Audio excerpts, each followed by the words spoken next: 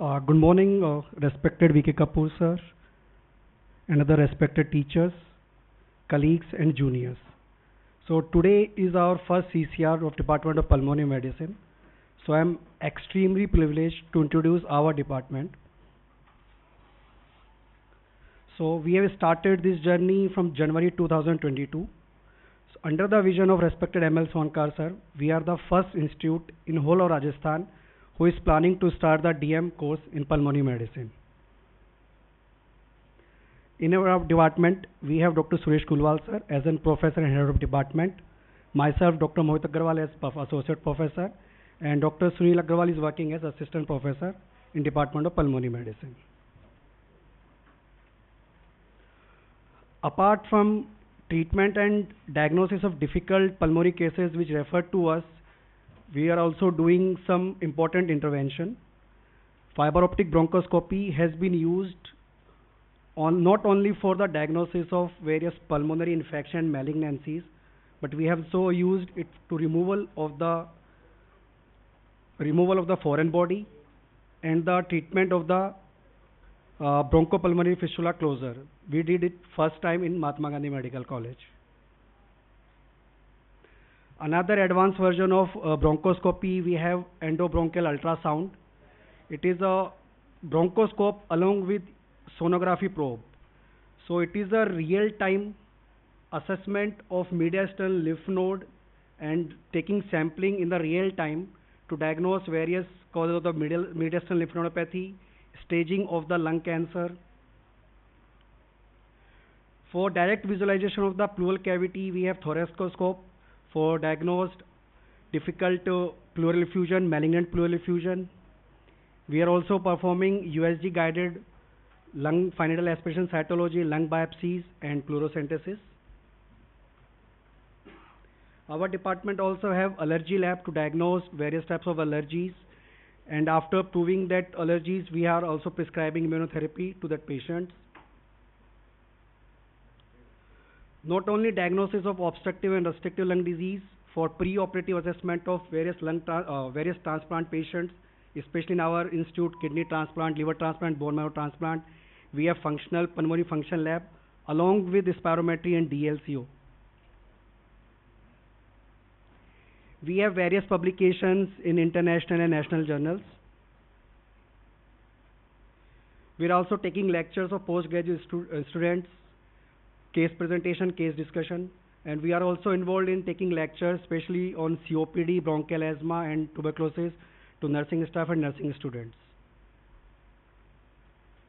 We also shared platforms with eminent faculties in different state and national conferences. So without any delay, I would like to invite Dr. Nisarg to start the case presentation. Dr. Nisarg.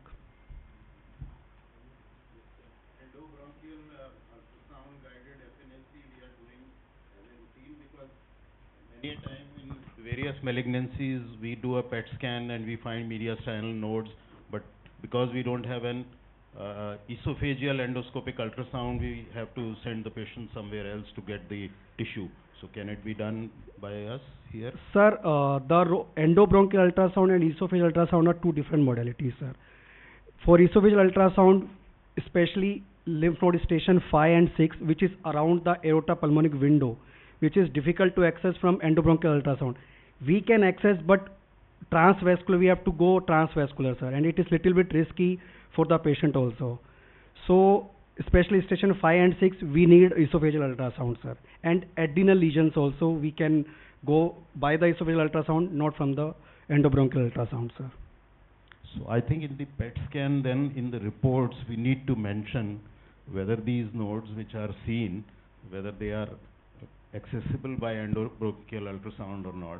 Actually, sir, they mention the location of the lymph node, sir. So after that, it's our duty to identify ki either we access that lymph node through an endobronchial ultrasound or esophageal ultrasound, sir. So I would suggest that maybe in one of your sessions, they can kind of make a small presentation as to which nodes are accessible by them. Sir, we had lecture in oncology department on ultrasound already, sir. We had lecture. So are you using it to? Certainly, sir. I think it's a huge addition to our diagnostic armamentarium, the availability of EBUS in our institution, and we are using it quite a lot. Any lymph node above 5 millimeter size can be assessed with EBUS. And if you want to go to 8 or 9 this lymph node station, then we need esophageal ultrasound. Otherwise, with the US 2, is not 4 a competitive modality; it's a complementary modality. We are trying. Our gastro people are trying. Yeah. They have sent a request. So we have done a lot of cases after this machine. We got it, and the results are very good.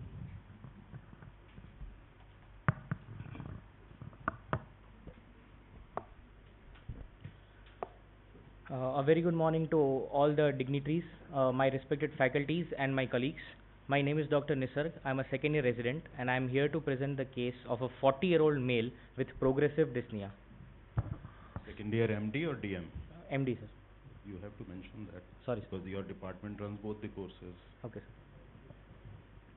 sir. The specialty at least has both the courses. Okay. No. No, he is MD respiratory medicine department, and we are in pulmonary medicine department, super specialty department. We don't have our own students, so he is doing MD from broad. Sometimes I wonder how the National Medical Council differentiated between pulmonary and respiratory. Sir, I also wonder the same thing. Starting off with patient particulars, patient was a 40-year-old male residing from Alwar, Rajasthan, and his socio-economic status was lower middle class. He presented with two chief complaints, dry cough since 3 months and dyspnea since 2 months. Patient was relatively asymptomatic before 3 months when he developed cough. Cough was gradual in onset and progressive in nature. Cough was not associated with expectoration, fever or hemoptysis. There were no postural, seasonal, diurnal variation present, and there were no aggravating or relieving factors. Coming to dyspnea, he developed dyspnea 2 months ago. It was gradual in onset and progressive in nature. Dyspnea was graded as a Modified Medical Research Council Grade 1 initially, which further progressed to MMRC Grade 3. There were no orthopnea, trapopnea, platypnea or paroxysmal nocturnal dyspnea present. Dyspnea was aggravated on walking and relieved on rest. There were no seasonal or diurnal variation. We have given the MMRC grading system for dyspnea for reference. Patient had no contributory past history, no contributory family history. For his personal history, his diet was vegetarian, his sleep was adequate, his appetite was good. He had no history of alcohol intake, smoking or substance abuse. The most important part of our history, the occupational history. The patient was a stone grinder by profession since 4 years. He was working in a stone crushing unit with heavy exposure to fine silica dust, and he was working for more than 8 hours a day. He did not use any personal protective equipment like masks or gloves. For general physical examination, the patient was conscious, cooperative and oriented to time, place and person. His height was 172 centimeters, weight 63 kgs, giving us a BMI of 22.3. Temperature was afebrile. Pulse was 110 per minute, which was regular. There were no radioradial or radiofemoral delay. Blood pressure was 130 by 80 mm of Hg in the right arm in a supine position. Respiratory rate was 28 per minute, which was regular, and the type of respiration was abdominothoracic. The saturation of the patient was 83% on room air and 95% on 4 liter per minute moist oxygen support via face mask. There was no clubbing, icterus, lymphadenopathy, pallor, cyanosis or pedal edema. Coming to respiratory system examination, the upper respiratory system examination was grossly normal. The nose was normal appearance. There was no septum deviation. It was in midline. No secretions or polyp presence. The oral cavity had adequate hygiene. There were no caries or thrush. The tonsils appeared normal. For lower respiratory tract inspection, inspection, the shape of the chest was elliptical. The trachea appeared centrally positioned. The apical impulse was not visualized. The chest expansion was bilaterally equal. The chest was symmetrical and there were no signs of volume loss on inspection. Patient was using his accessory muscles of respiration and there were no visible scars, sinuses or dilated veins. We confirmed all the inspectory findings on palpation. There were no localized increase in temperature or tenderness. The trachea was centrally positioned. Apex beat was palpable at the left 6 intercostal space along the mid-clavicular line, 10 centimeters lateral from the mid-sternal line. The chest wall movement was bilaterally equal, and the chest circumference was 82 centimeters with an overall chest expansion of 3 centimeters. So it was on the lower limit of normal, but normal. Hemithorax expansion was equal on both sides, and vocal fremitus was felt equally on both sides. Coming to percussion, impaired note was heard in infraclavicular, mammary, axillary, infraaxillary, suprascapular, and interscapular on areas on both sides, and impaired note was also heard in the infrascapular region on the right side. Coming to auscultation, we have normal vesicular breath sounds in the supraclavicular and infraclavicular region of both sides, and infrascapular region on the left side. Rest everywhere we heard monophasic crackles. So I would like to ask the audience, based just on the clinical examination and the history, what could be the possibilities? So, Nisarg, you have to summarize the patient first and then... Okay, sir. So, sir, we have a 40-year-old male patient with a history of working in as a stone grinder with heavy exposure to silica for more than 4 years. And on clinical examination, the relevant findings we found were monophasic crackles in multiple areas of the chest, and on percussion we found impaired note on multiple areas of the chest. What is the recent classification of lung sounds, international classification? So, sir, we have normal vesicular breathing sounds. Then coming to crackles, they can be monophasic, they can be biphasic. Monophasic is that we hear crackles only on one phase of the inspiration, one phase of respiration, and biphasic means on both. Monophasic crackles can be heard when there is a lung consolidation present underneath, and biphasic crackles can be heard when there could be there is a presence of secretions, most likely in bronchial asthma or something. Rhonchi are monophonic and polyphonic, and air entry can be diminished. So long back in our times, we used to have fine creps and coarse creps, so that is no more used. Sir, technically both of them are used, but the nomenclature has changed. Monophasic crackles are technically fine crepitations, we can also say. Biphasic are coarse, fine, yes, sir. only one phase of respiration. Yes, sir.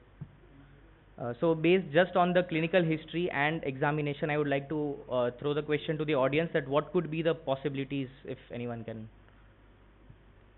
Yes?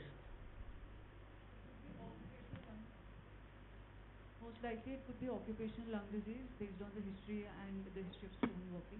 Okay. Diagnosis, etiological diagnosis nahi bolo, physical diagnosis bolo. What is the physiological respiratory diagnosis with the findings presented?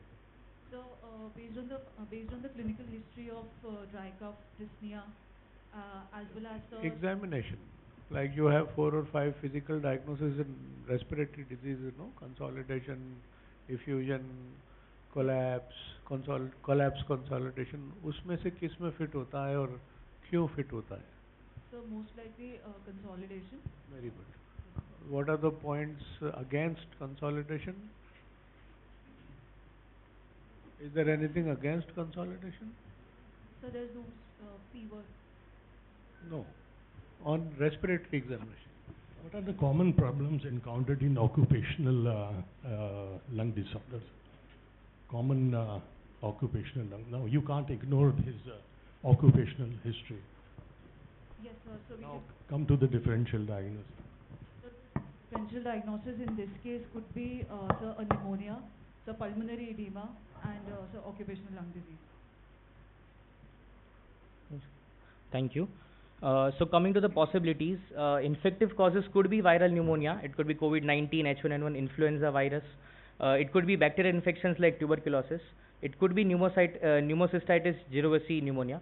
But since the patient did not have any fever, the patient did not have any constitutional symptoms of tuberculosis, and the patient was not in immunocompromised state, we were more focused on the non-infective causes, which included diffuse parenchymal lung disease, various causes, cardiogenic pulmonary edema, diffuse alveolar hemorrhage, pulmonary alveolar proteinosis, and of course pneumoconiosis, which is occupational lung disease.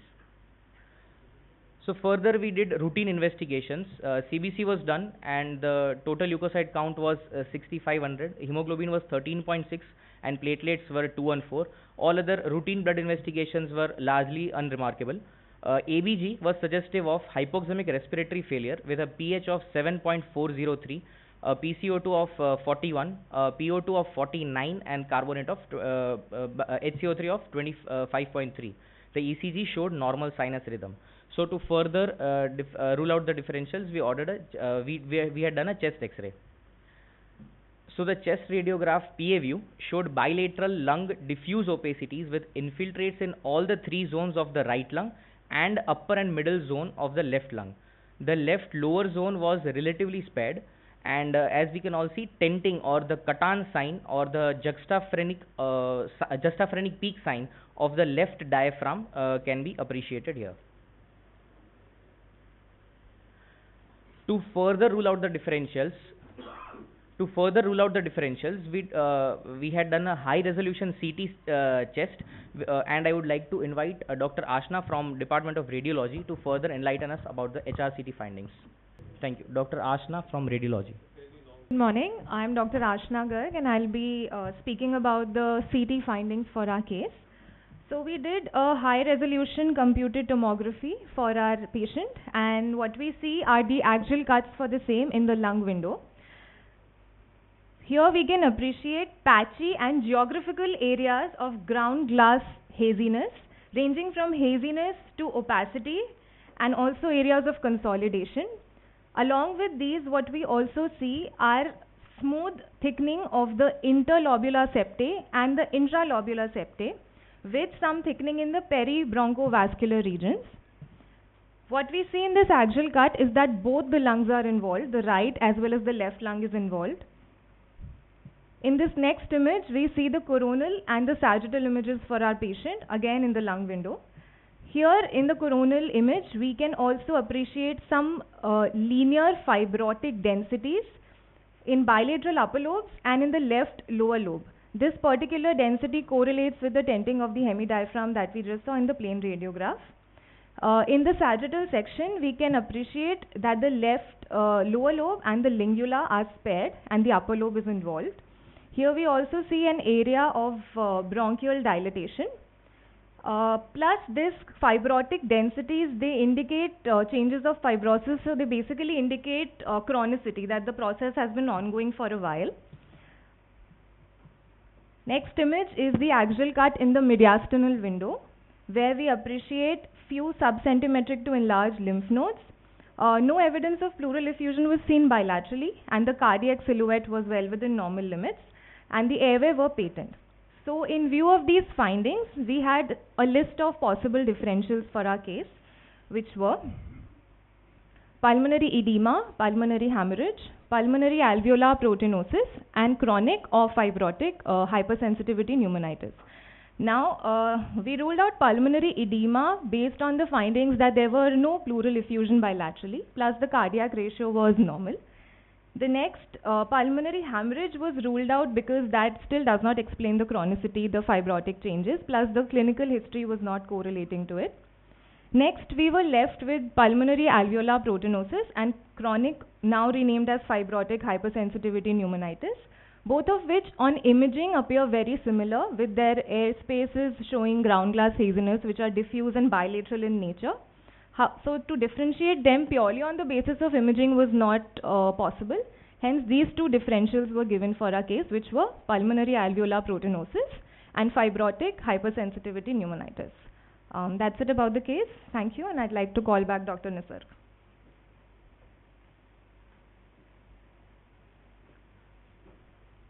Thank you, Dr. Ashna, for your valuable inputs. So while the diagnostic workup of the patient was ongoing, we were managing the patient by giving moist oxygen support at 4 liters per minute to maintain oxygen saturation above 94.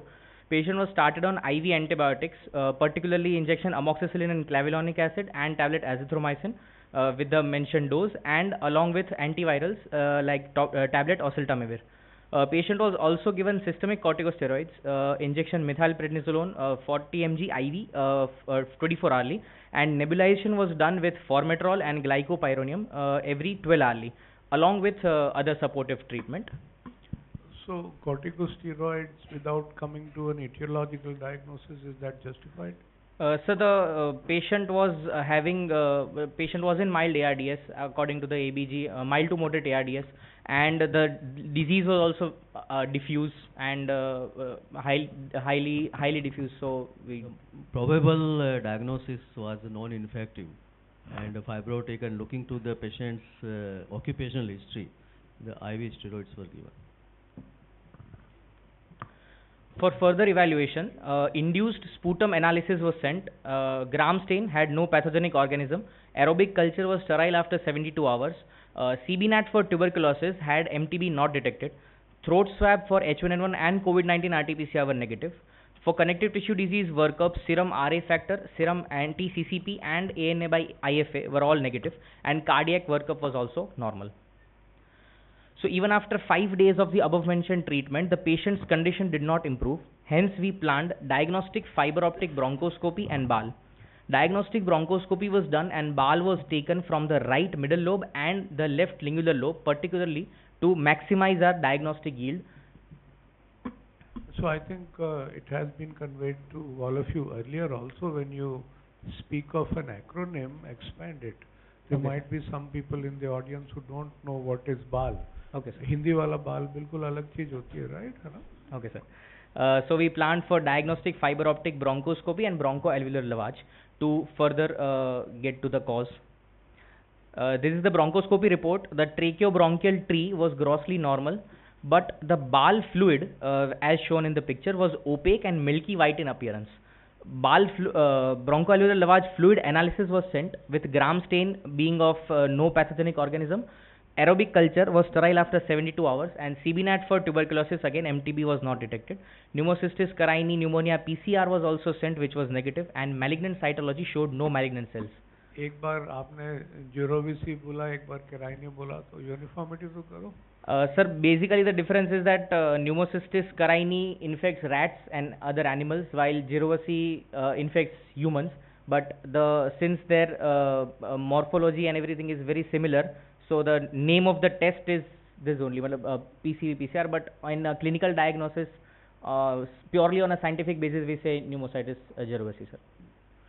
But the pus stain of bronchoalveolar lavage fluid was positive.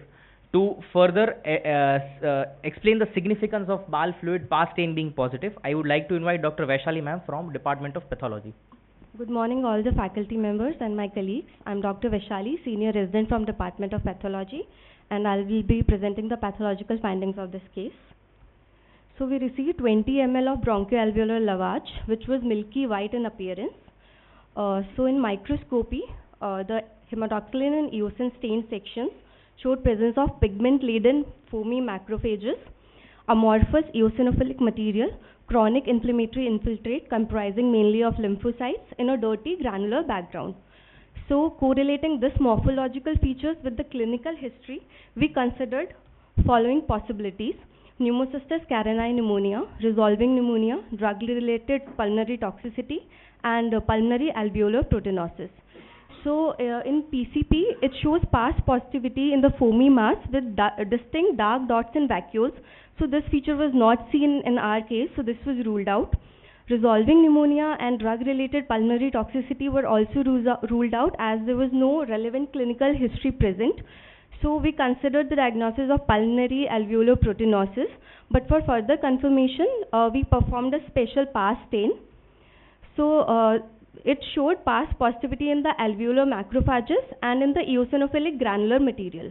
So correlating the whole morphological pictures with the clinical history provided, further possibilities we considered were chronic smoking, lipoid pneumonia, fat embolism, pulmonary aspiration, vaping associated pulmonary injury, and pulmonary alveolar proteinosis.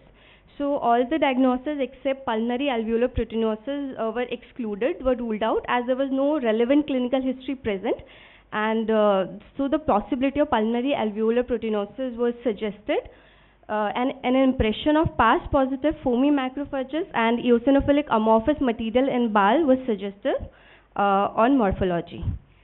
Thank you. I would like to invite Dr. Nisarg back for the further presentation.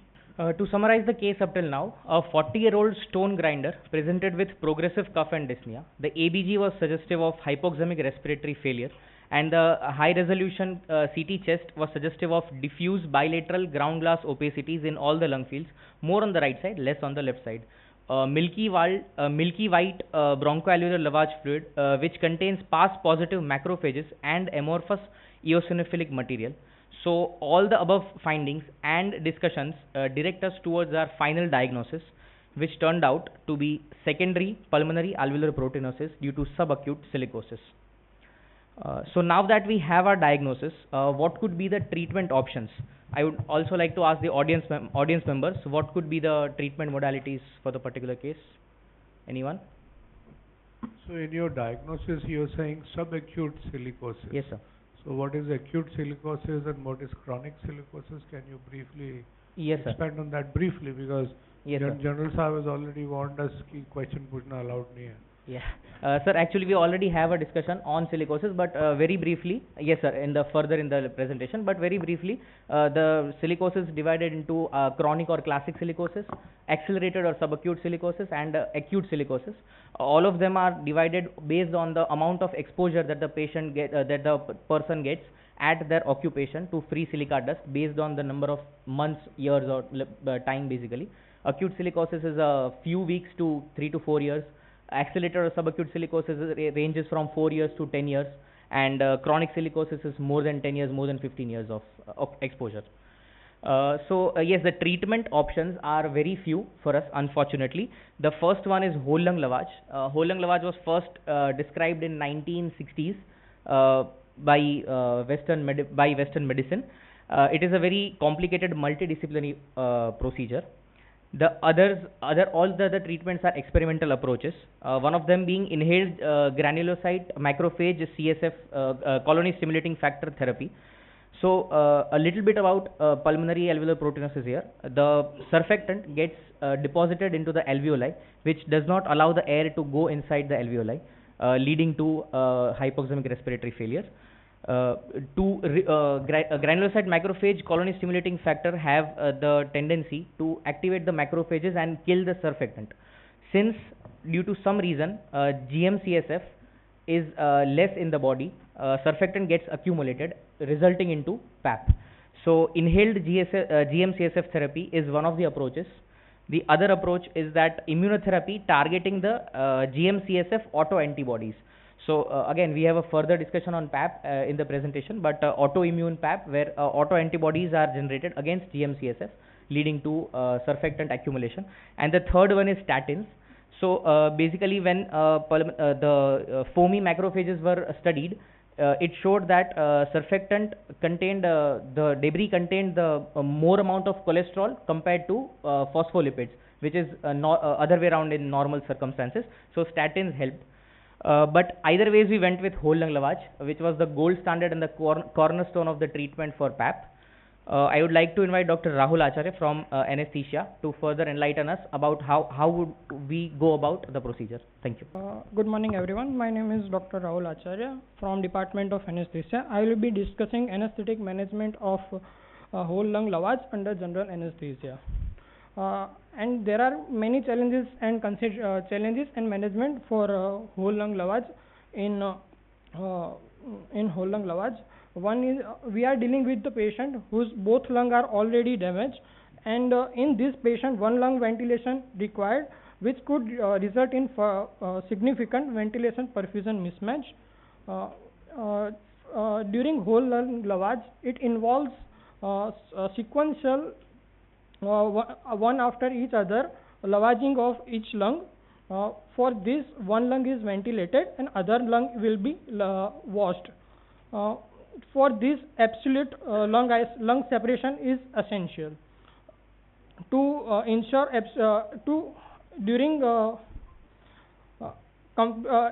absolute lung separation, one lung will be one lung will be lavaged and other will be ventilated.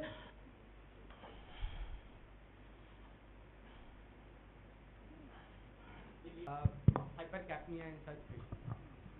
And that's the reason precisely that they used a double lumen tube for lung isolation because that would better protect the flooding of the other lung rather than an endobronchial blocker. During this whole process, large volume of lavage and drainage were done, around 15 to 20 liters, and long duration of procedure can cause significant fluid and hemodynamic variation during the whole process. For this, we need a rigorous preoperative assessment and optimization for cardiopulmonary function to ensure that patient could tolerate this procedure and decrease intra-op or post-op complications.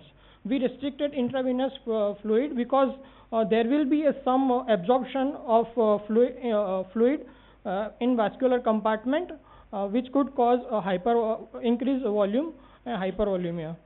We have inotropes and vasopressor support on standby. There will be frequent in this whole procedure. There will be frequent change in position may lead to position related nerve injury and DLT double lumen tube dislodgement. To prevent position related neuropraxia, we did adequate padding and support, and to prevent dislodgement of double lumen tube, we did dynaplast taping and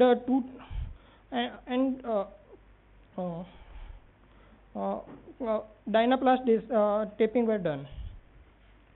During this whole process, lung isolation is very essential. We did lung isolation with left side double lumen tube as picture shown. Double lumen tube consists of two lumens. One is bronchial, another one is tracheal, with two openings, bronchial opening and tracheal opening, and bronchial cuff and tracheal cuff. In left side double lumen tube, the bronchial cuff will be placed in left mainstem bronchus. After inserting double lumen tube, we make sure the placement of double lumen tube is correct with bilateral chest auscultation and fiber optic bronchoscopy. After confirming the positioning of double lumen tube, we did the leak test to ensure absolute isolation of lung, that being lavaged. In leak test, as picture suggests, then after initiating one lung ventilation, the non-ventilated part of tube will be submerged in water seal of kidney tray and check if there is air bubble is present. If there is air bubble is present, it shows there is a not complete isolation of lung, and if absent, it shows the complete isolation of lung is achieved. Intraoperative management. Intraoperative general anesthesia is maintained with target control infusion of propofol and muscle relaxation. Inhalational agents were avoided. Spatial monitoring. During this whole process, spatial monitoring of capnography of end-tidal CO2 and intra-invasive arterial blood monitoring for bead-to-bead blood pressure monitoring and arterial blood gas analysis for PaO2. Prior to starting of lavage, conventional double lung ventilation were done, followed by left one lung ventilation and right lung one ventilation, which followed by ABG. As ABG suggests, there is a right lung which is more damaged. So further procedure of whole lung lavage, I would like to invite Dr. Nisarg. I'll explain the whole lung lavage procedure. After securing and confirming one lung ventilation by the anesthetist, we started the lavage procedure. As the right lung was more diseased, it was chosen to be lavaged first. The 3 wide bore IV tubes with a stopcock were connected using a Y adapter to connect the to complete the circuit and separate the lavage and the drainage limbs. The lavage limb is attached to the DLT and the drainage limb is directed into the collecting jars, while the vertical inflow limb is used for the inflow of saline. Pre-warmed bags of normal saline were used for the lavage procedure to avoid inadvertent hypothermia. While instilling saline through the DLT, the lung to be lavaged is made dependent. The patient is placed in the reverse Trendelenburg's position to establish a free saline flow, which is gravity dependent, and we instilled 1 liter of saline aliquots in one cycle. Further, we tilt the operating table to the Trendelenburg's position, which facilitates gravity-aided drainage of the milky effluent that gets collected into bottles. Once the effluent stops, we clamp the outflow circuit and elevate the head end back to the reverse Trendelenburg's position. So as the photo shows, this was the first bottle that we collected of normal saline mixed with the proteinaceous materials. During the procedure, we employed chest percussion and physiotherapy, both manually and using a mechanical vibrator, to facilitate the drainage of the proteinaceous materials, and the inflow and outflow cycles were repeated till the effluent became completely clear, as shown in the photo. So this was the first bottle, and that was the 14th bottle. As we can see, the marked difference between both the bottles. So the installation of fluid was also gravity dependent, and the drainage out of the fluid was also gravity dependent. We did not force and use any suction. So multiple cycles of lavage and drainage were done. The 5th cycle was done in the lateral decubitus position. That position is used usually with the dependent lung being ventilated and the non-dependent lung being washed. And this position is used for better chest percussion and reaching the back of the chest easily. At the end of 7th cycle and throughout the procedure, multiple ABGs were repeated to look for any complications. Double lung ventilation was also given for some time in the middle of the procedure, which we'll see in the recovery phase, and the end of the procedure was declared after 15 cycles as the drainage fluid returned clear. The total fluid balance input was 15 liters and the output was 14.5 liters. The recovery phase, a protective 2-lung ventilation was given for 20 minutes to ensure adequate oxygenation in both lungs, and 2-lung ventilation was given in between the lavage of 2 lungs as well, and also in the middle of the lavage of both lungs. We then did left lung lavage. So right-sided 1-lung ventilation was done after the recovery phase, and the lavage of left lung was started. We did the whole procedure again. It is the same procedure, and the end of procedure was declared after 12 cycles as the drainage fluid returned clear. The total fluid balance input was 12 liters in left lung lavage and output was 11.7 liters. So we have prepared a small video to demonstrate what the lavage was. I'll just play that. Since whole lung lavage is a complicated procedure, we'll take you step by step. After intubating the patient with the TLT, fiber optic bronchoscopy is done to ensure the proper placement of the tube. Further, leak test ensures symmetrical cuff inflation and absence of leak. Pre-wound normal saline enters the inflow tube, which is further connected with a Y connector to the lavage tube. Saline enters the lungs through the lavage tube, which is connected with the TLT. Chest physiotherapy, both manual and using a mechanical vibrator, ensures proper mixing of proteinaceous materials with the saline. Finally, the dirty effluent is drained into collecting jars through the drainage tube, with patient being in Trendelenburg's position, which is gravity dependent. The whole cycle is repeated multiple times until the dirty effluent turns into clear fluid.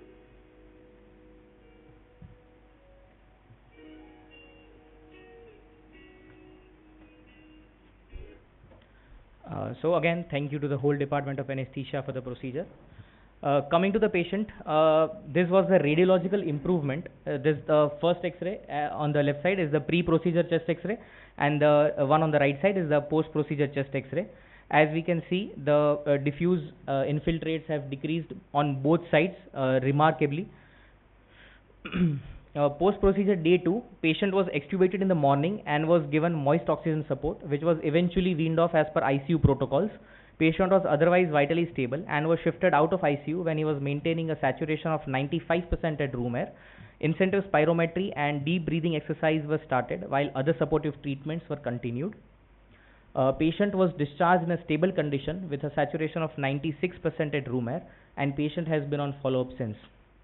For a detailed discussion on PAP particularly and silicosis, I would like to invite Dr. Vaishali ma'am from Pathology back to the stage. So can you do the procedure again? Like the exposure to the silica has already happened and some permanent damage has already happened. Can there be a recurrence, and can you do the procedure again? Yes sir, the procedure can be done again, but it will be very, very complicated because even the first time was a bit difficult. The patient has to be in 1 lung ventilation for such a long time, and the silica, the fibrosis will only continue to grow, it will not stop. So it will be very difficult, but it could be done again if need be. Sir, about 15% of the patients will require lavage again. 1.5. Yes. They will require lavage again. Usually we have a cutoff of 6 weeks. If we usually try to wait for 6 weeks, and after that, usually your patients will return 5-6 months after that. Some of them come with recurrence, but the improvement is very dramatic, and most of the patients, they will be okay with one lavage. But for somebody who is having a secondary to the exposure, let's say if he continues the exposure, maybe he cannot leave the job, he's poor. If he goes back and he again has exposure, he will have the same problem again. Yes, repeated lavages are done. They are done on a less frequent basis. Most patients don't require. Because chronic in silicosis, the silica particle is continuously fibrogenic. So that causes fibrosis and goes into progressive massive fibrosis. But this case was acute silicosis, where the exudation is because of immunological reaction. The immunological reaction of the silicon dioxide, which causes hypertrophy of pneumocyte 2, which secretes as excesses of the surfactant. So this is also called silicoproteinosis. So this is cases when they stop exposure to the quartz. Mainly it is quartz-induced disease. But this secondary alveolar proteinosis is very rarely with silicosis, more common with myelodysplastic syndromes and hematopoietic malignancies, hematological hemochromatosis. So in very rarely means these patients, only 10 to 15% of the patients they come back with a recurrence, because they if they stop exposure to the quartz, usually they live longer. Yeah. Actually, there is a criteria to start the whole lung lavage. The patient has similar X-ray on follow opposite or OPD visit, but without any hypoxemia. We are not supposed to do whole lung lavage. So the definitive criteria is hypoxemia, increased alveolar airfield gradient, and exercise-induced desaturation. So X-ray is not a criteria. You use the parameter of a clear return as the end of the procedure. Yes, sir. Could you have done some biochemical analysis of the fluid? Actually, it is not mentioned in any literature. Second is, you didn't mention any post-procedure ABG to show the change. So the post-procedure vitals were also normal, and the ABG started becoming normal just right after the patient was extubated and shifted out of the ICU. That was under anesthesia. When the patient was shifted on ward, he was maintaining 95-96% of saturation on room air. So is that good enough to say that his ABG has... No, ABG must have been... Could he still have had... Yeah, ABG was done, definitely.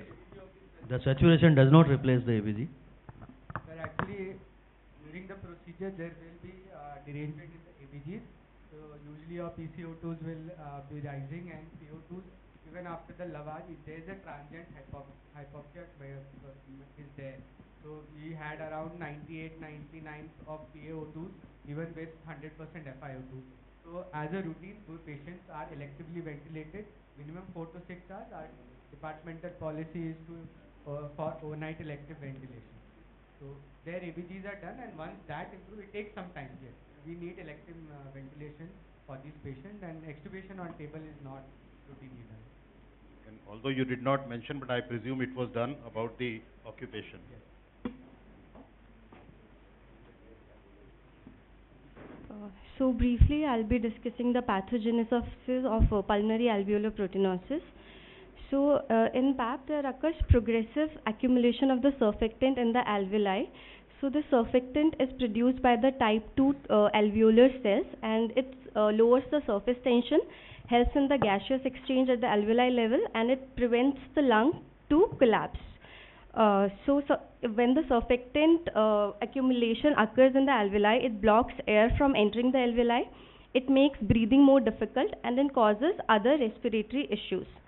So normally the surfactant is degraded by the macrophage, and this activation of the macrophage is mediated by the GM-CSF. So GM-CSF mediates the macrophage maturation by binding to the normal receptors, and thus facilitating the degradation of the surfactant. There are various transcription factors also which is involved in the maturation of the macrophage, which includes p-STAT5 and PU.1. So in pulmonary alveolar proteinosis, there is either that macrophage is becoming dysfunctional or it is not getting matured. So there are various mechanisms involved in this.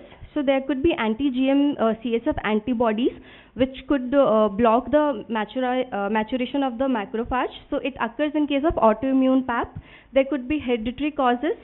So mutation of alpha or beta chain of GM-CSF receptor could take place. Then there are secondary PAP, in which there are various toxins and dust exposure, hematological disorders and infections.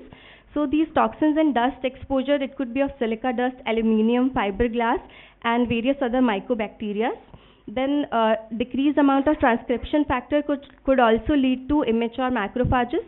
And lastly, there are surfactant production disorders, in which there occurs mutation of SFTPB, SFTPC, ABCA3 and NKX2 genes. All these lead to dysfunctional or immature macrophage, which hinders the degradation of the surfactant, which gets accumulated and results in pulmonary alveolar proteinosis. Thank you. Now I would like to invite Dr. Sunil Kumar sir to present the discussion.